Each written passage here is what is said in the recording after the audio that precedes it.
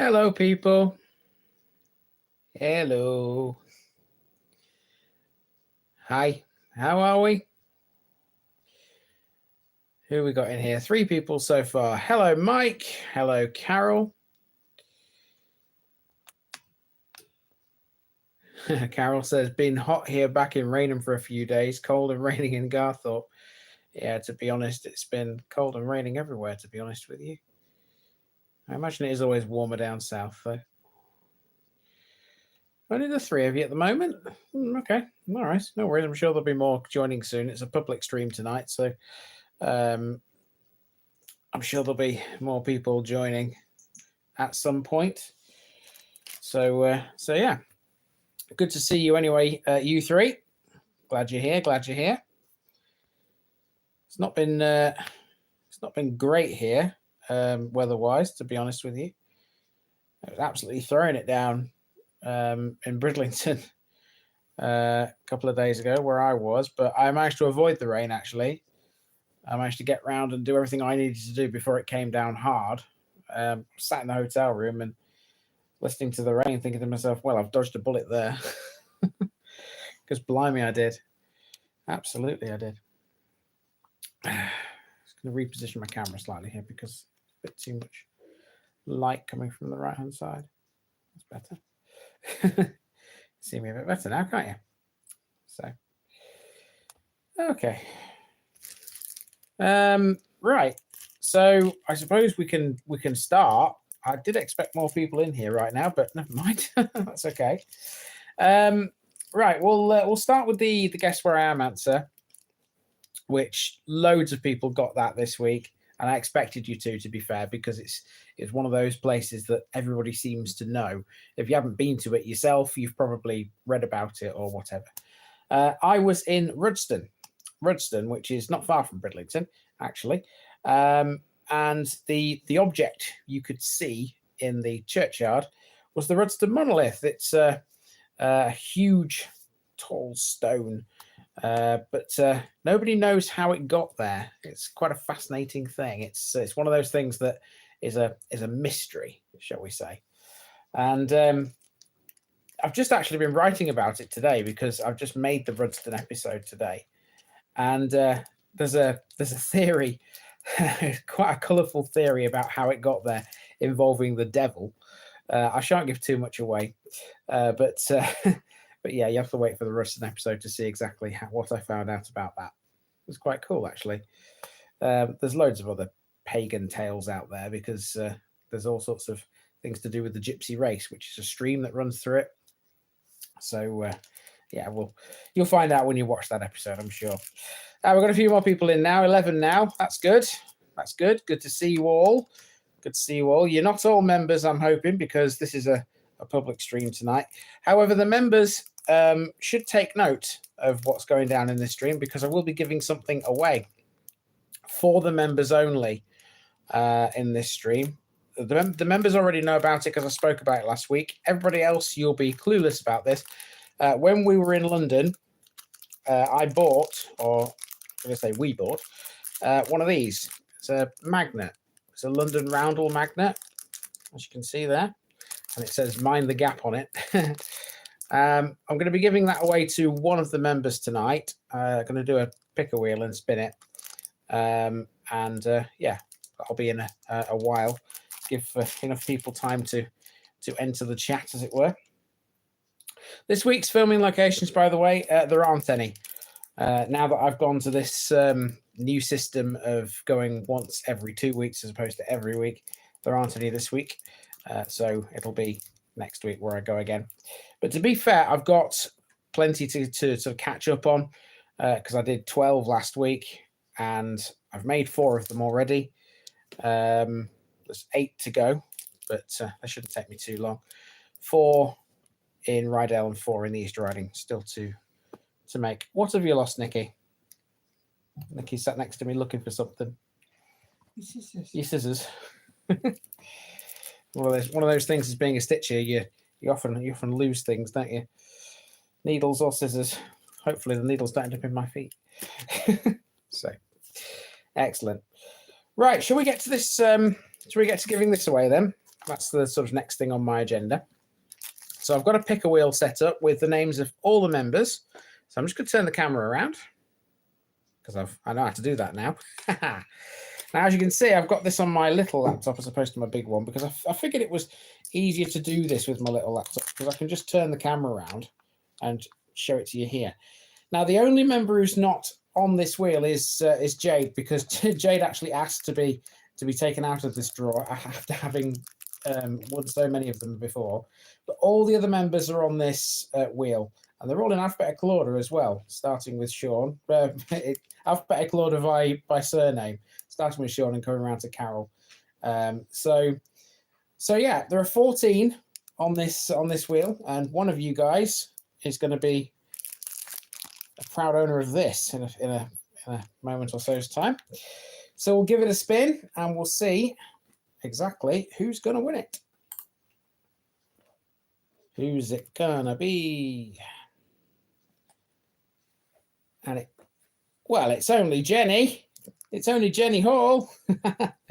Brilliant. Right. You are the proud owner of this now, Jenny. There you go. That'll be winging its way to Derby. Probably the biggest fan I've got in Derbyshire. Watches all the Derbyshire videos. So I shall be sending that to you in due course. There we go. That's that job done. And I'll even send it in this little bag too, because the shop where this came from is really close to Tower Hill. It's in Tower Hill. Yeah, so if you come out of Tower Hill tube station, yeah, it's literally just there. Yeah, so you can't really miss it if you come out of the underground just there. And these cute little bags with Big Ben on it. Although technically speaking, that's not Big Ben, is it? It's the Elizabeth Tower. It's known these days, named after our late Queen. So yeah, that will go in there, and that will be off in the post at some point in the not too distant future. Again, I will be buying another flag to do another flag giveaway. It will be the Easter Riding next.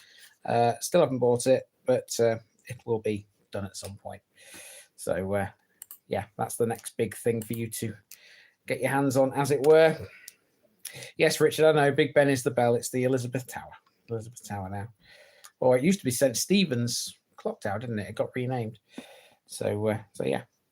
Now, while we're on the subject of things going to Derby, I received a message on Sunday, potentially another sort of advertising stream for me.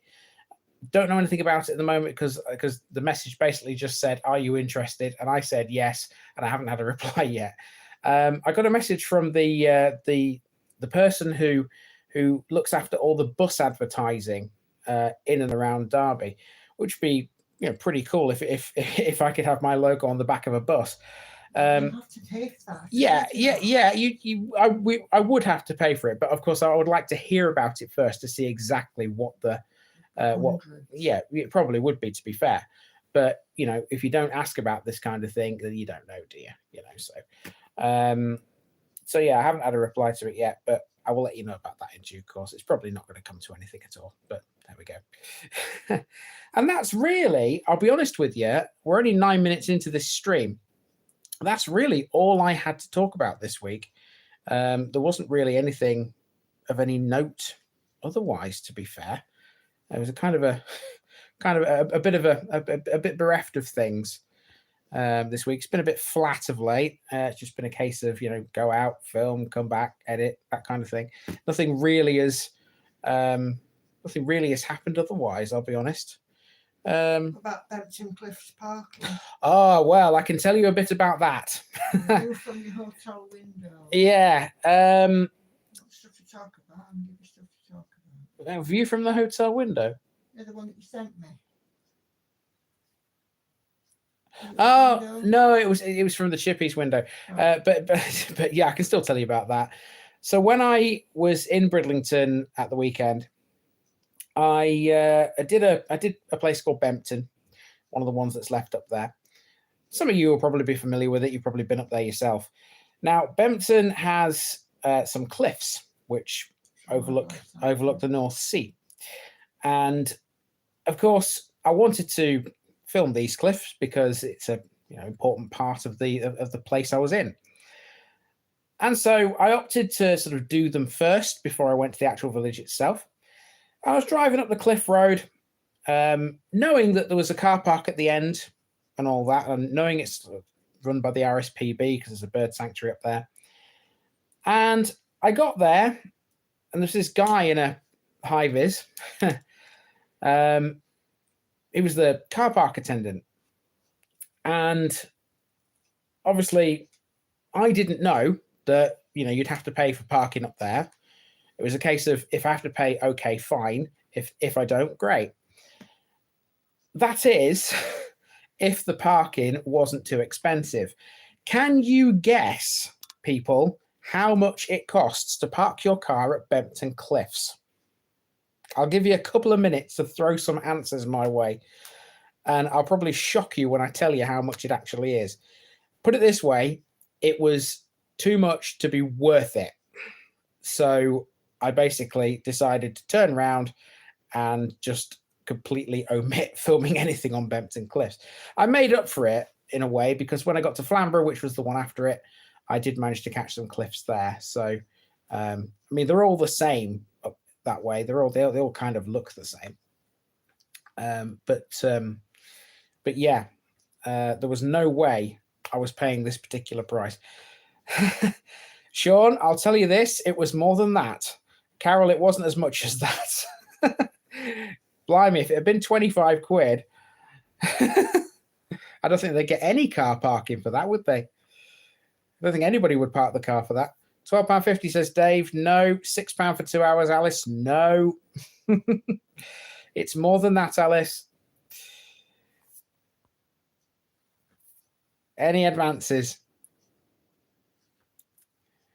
Okay, I'll tell you now. It was £8. £8 was the car parking price. £8. And I just thought, no, I'm not paying £8 because I'm only going to be there for like 5 minutes. It's not worth it. So, absolutely not worth paying £8 for that. When I got to Flamborough, there were other car parks around the sort of coastal areas there, and they were more reasonable. So Flamborough Head was only £1. I'll pay that, not a problem. South Landing was £1.40. North Landing was £1 as well. All that. If the car parking prices are reasonable, then there's no reason why I can't, just pay the fee, basically. But I thought £8 was too much for Bempton Cliffs. Nikki's been to Bempton Cliffs before and said that there's, not really a lot there, quite frankly. So I don't think I missed out on much. I will still talk about it in the episode. Oh, of course I will, because people will expect me to. But yeah, it's not worth it if the price is too high. I'm not a Yorkshireman, but I am quite tight. so but you have to be doing this on a budget. So that's how it is. And the thing Nicky was talking about, the view from the window, it was from the Chippies window, because where I was staying in Bridlington this time was a different hotel to the one I usually go to. It was called Winston House Hotel on South Street. I don't know whether you might be familiar with it. Literally less than a minute walk to the sea, and obviously less than a minute to the nearest chip shop. You always need to get fish and chips at the seaside. And I showed Nicky the view from the chip shop window, which was quite cool. It's quite nice. So yeah. What else did I get up to up there? Like I said, I avoided the rain. Obviously went to the Rudston Monolith, which I've already spoken about. Oh yeah, the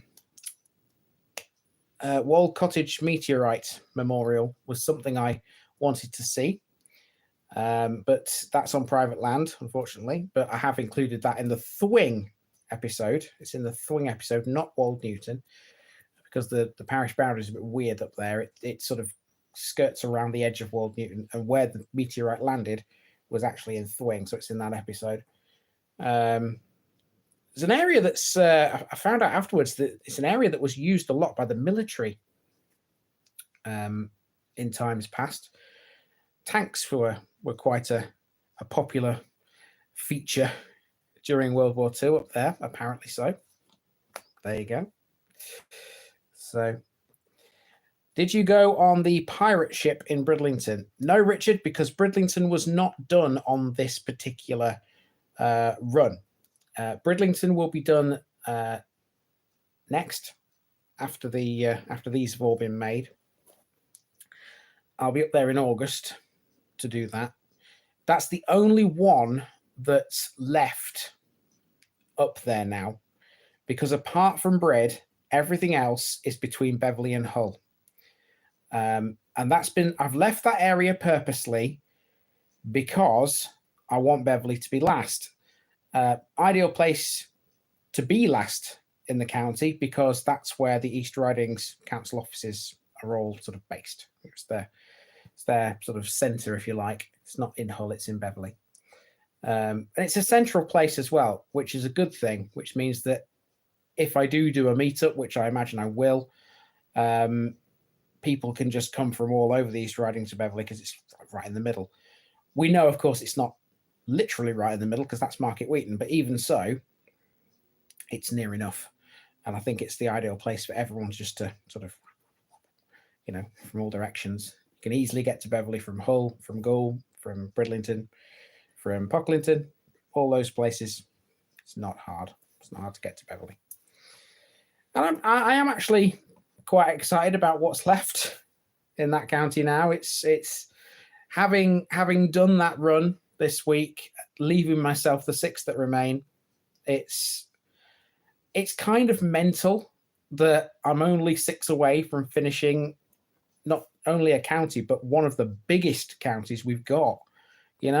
It's quite humbling in a way. But yeah. I'm really looking forward to the end of it, as I am Nottinghamshire too, because that will also be done before this year is out. But I've got a fair way to go with that. Yeah, I've still got 32 still to go to. I think it's 32. Yeah, still quite a few. So yeah, I'll get to them all. Pretty sure of that. So yeah, fun times.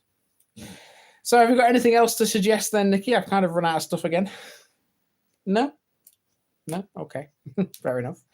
Have you guys got anything that you want to, anything burning, any burning desires, any burning questions you want to throw my way? It can be quite difficult when there's nothing to talk about, really, because if there's nothing that's sort of gone on, you're then sort of clutching at straws. I find myself clutching at straws, and it's kind of hard to fill the half hour. Updated for the London video making process. Well, there is that indeed. So the London video is not finished yet, and it's not a massive priority for me at the moment, I'll be honest, because I'm still nowhere near 10,000. But I've had an hour with it today, just before I came on.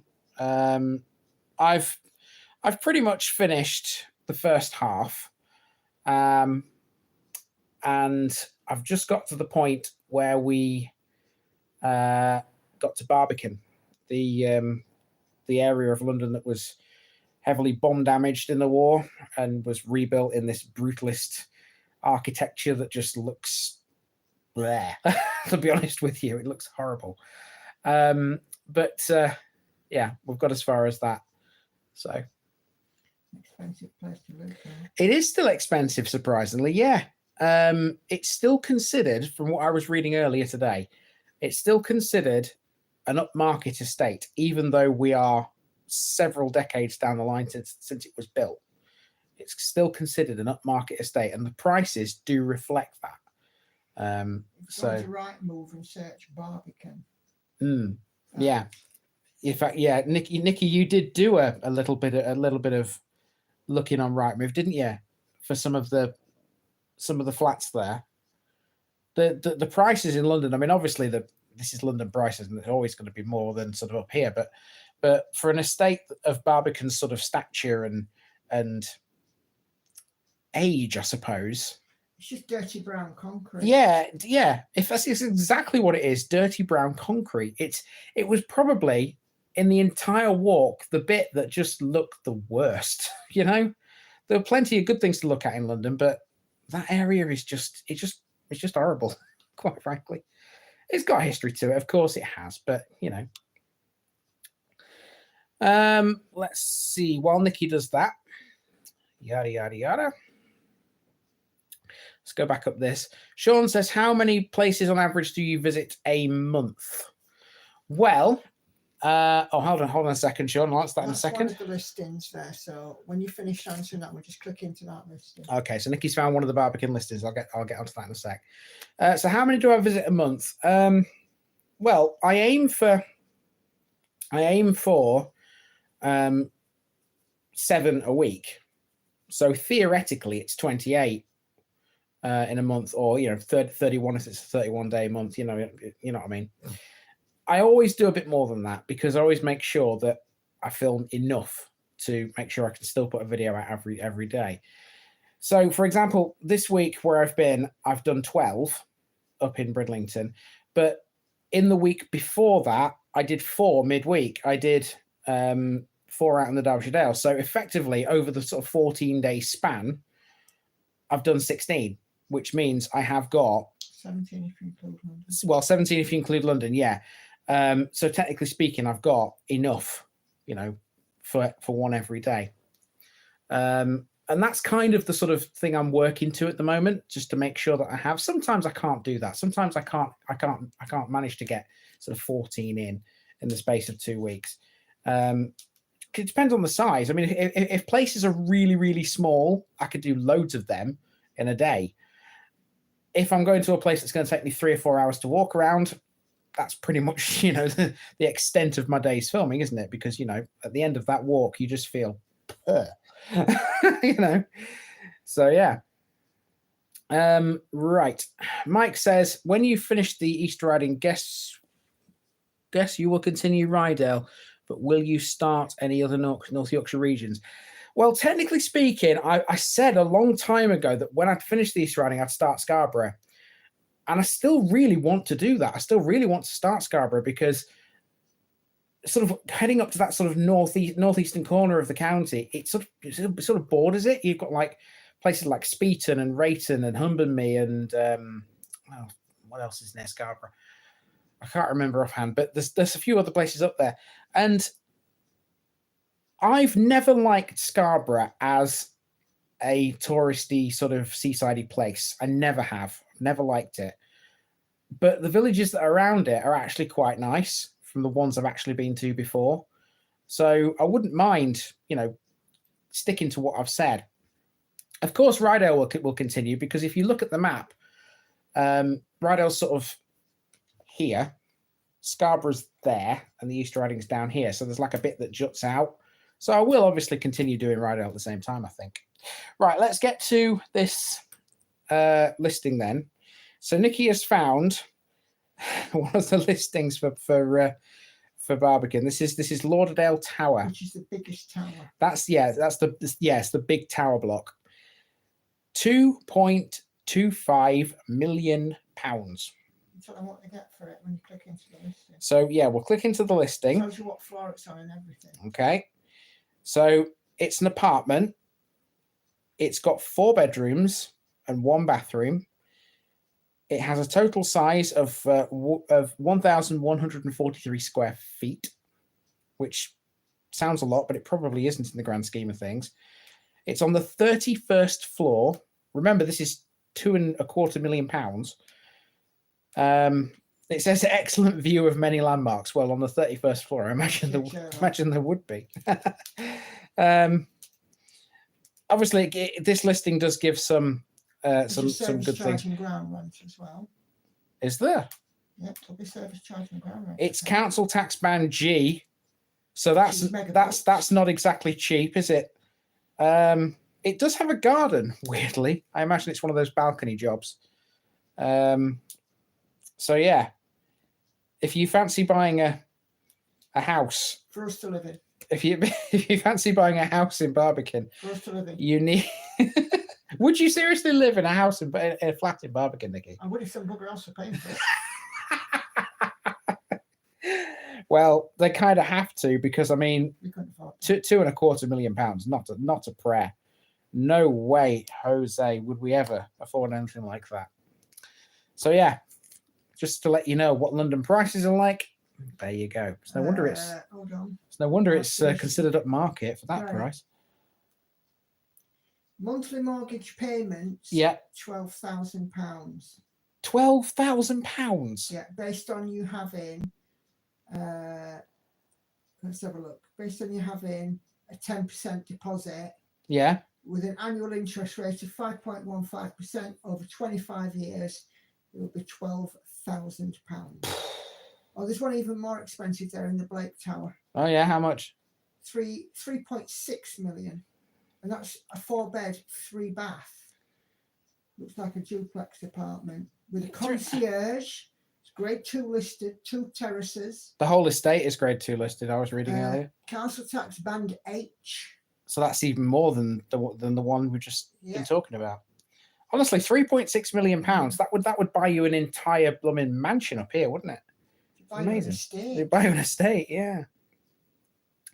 Right, okay. John Mulhern says, "Are you finding time to watch any of the football?" Yeah, I've seen a little bit. I watched part of the England game last night. The not so good bit, to be honest, because apparently after the first 30 minutes we kind of just switched off and didn't really do any more attacking than we already had. To be fair, we had the lead. I suppose it's a good idea to protect a lead, but I suppose it's dangerous at the same time. Serbia are a dangerous team. I think we need to be playing a bit better against the likes of Denmark and Slovenia, don't we? So we'll see. We might get better as the tournament goes on. Who knows? Vince says, "Who's mentioned thongs and mankinis? I'm finally here." Ah dear, it wouldn't be a live stream without you there, would it be? Are you wearing your mankini right now? Is the question.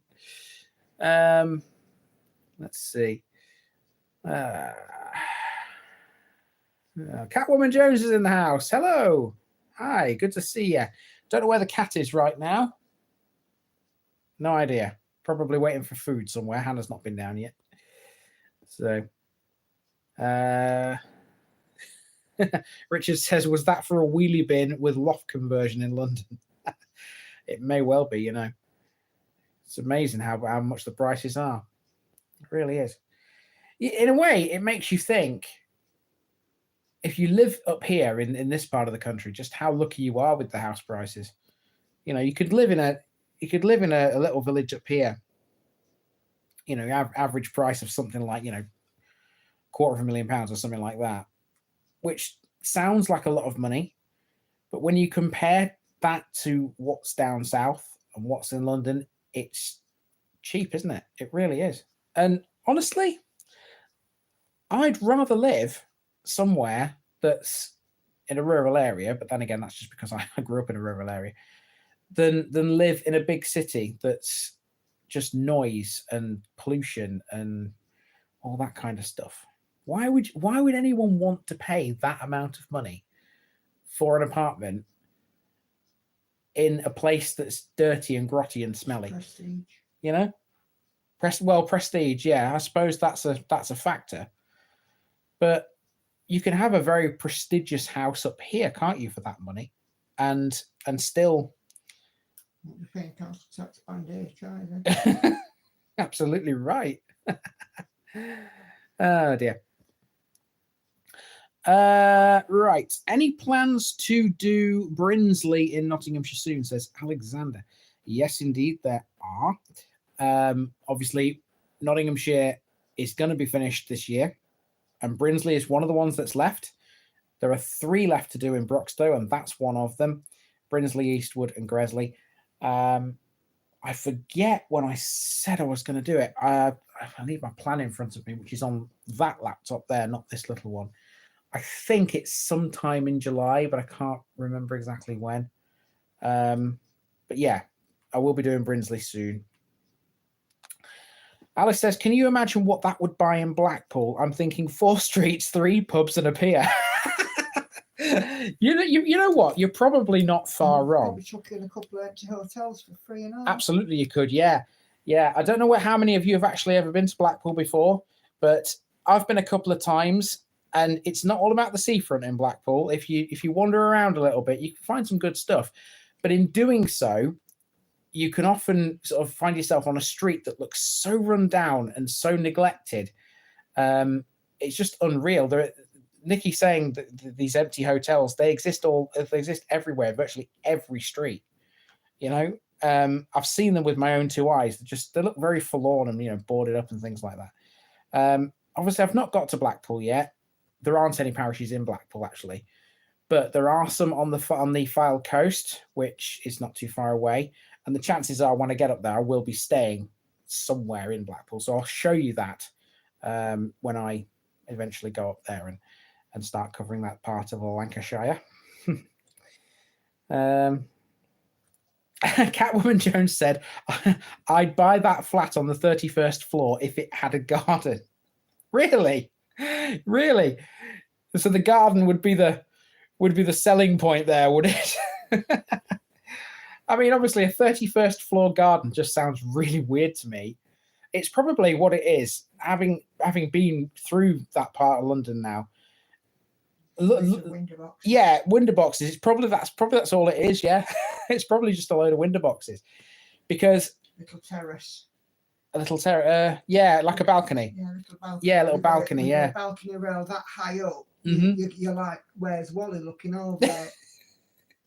That's probably what it means. To be fair, I mean, you couldn't have a full sort of proper garden up there, could you? Because there's no room for one. If you're on the ground floor, then that would make a bit of sense, but it would need its own allotment patch. Blimey. Imagine filming that one for the fans, eh? It's funny. I haven't seen many allotments just recently. They seem to have disappeared off the face of the earth in some of the places I've been to just lately. So I need to find them again, don't I? I know people like to see them. I don't know. I still don't know why. Would I fit a hot tub and a swimming pool in a window box? It'd have to be a really small. That'd be a really small hot tub and window box, wouldn't you? The window box would cost you about 30 grand. Probably about right. Probably about right. Honestly, ridiculous prices. I'd rather be up here where the prices are cheaper, frankly. So that's just me.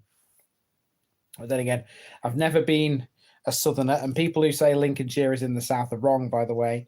This whole north-south divide debate that rages on the internet, I've seen no end of people try and define where the north ends and the south begins.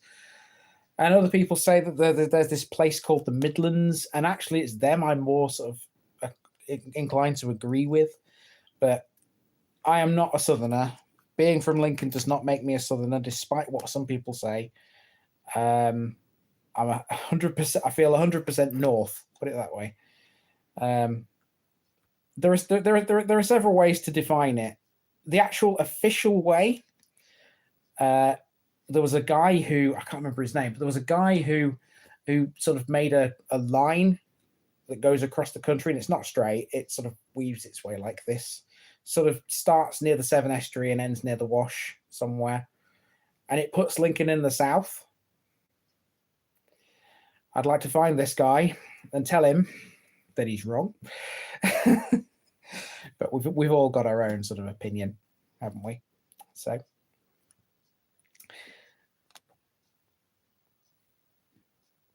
I would do a video about that myself, but there's already a decent video out there. There's a channel called Map Men, which is run by Jay Foreman and Mark Cooper Jones, and they go into quite a lengthy sort of debate about the north-south divide actually on that video. It's quite interesting.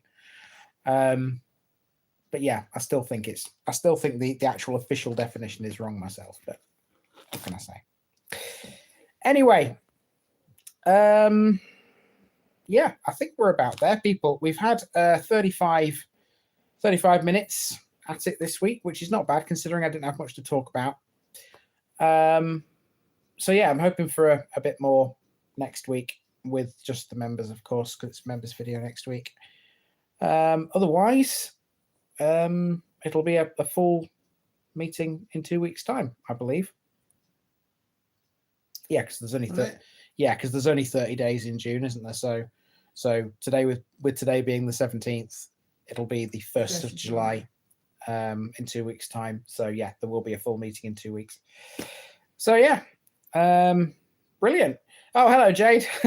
You might have missed the majority of it, but don't worry, you can always catch up afterwards. These videos are always available afterwards on YouTube. So there's never any sort of time limit, I suppose, with these things. Just if you miss it live, then just watch it afterwards.